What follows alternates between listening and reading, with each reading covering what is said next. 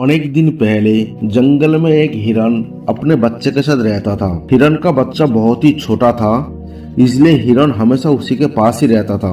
एक दिन एक शेर ने छोटा हिरन को देखा। कई दिनों के बाद उसका आंखों का सामने एक अच्छा शिकार दिखाई दिया। वो काफी समय तक ताजा हिरन का मांस नहीं खाया था।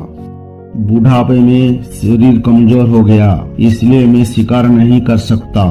सबसे पहले मैं छोटा हिरन को ही खाऊंगा। मुझे खाना दो, बहुत भूख लगी है। तुम कुछ देर यहाँ रुको, मैं तुम्हारे लिए कुछ खाने का इंतजाम करता हूँ, लेकिन तुम यहाँ से कहीं नहीं जाओगे। नहीं, मैं यहाँ से कहीं नहीं जाऊँगा। अब जल्दी वापस आइए। दूर खड़े होकर शरारती शेर ने हरिण और उसका बच्चे की सारे बात सुन रहा था। ये तो समय है।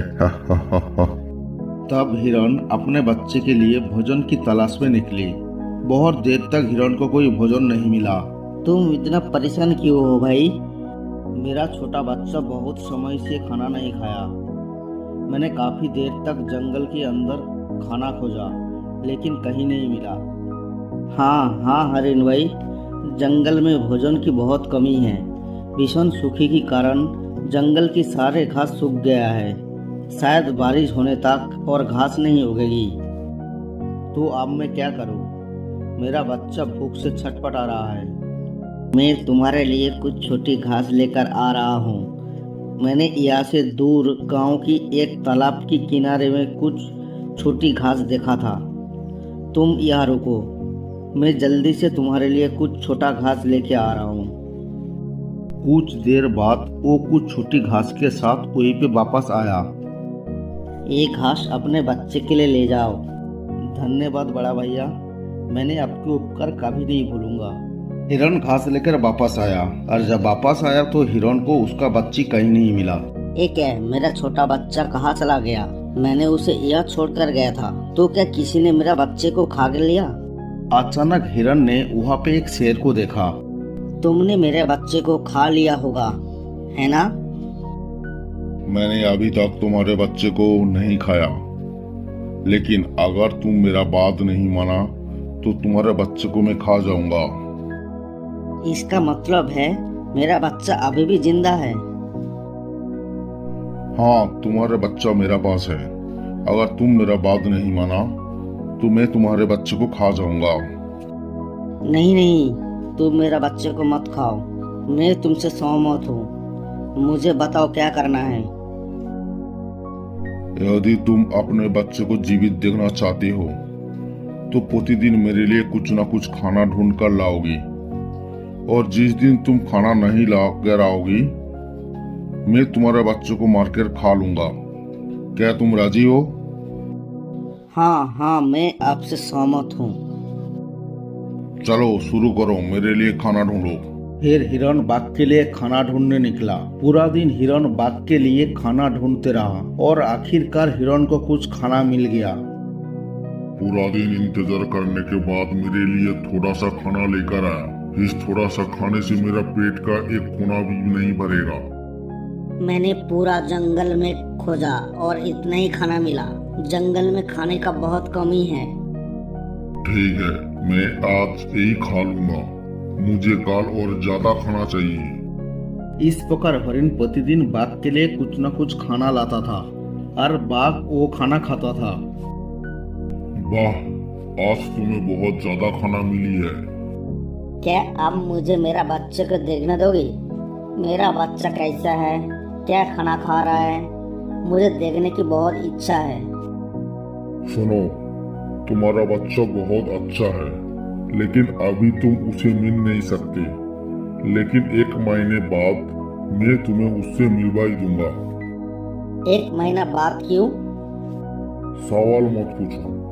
अगर तुम जैसे मैं कहता हूँ ऐसे नहीं करोगी तो मैं आज तुम्हारी बच्ची को खा जाऊंगा।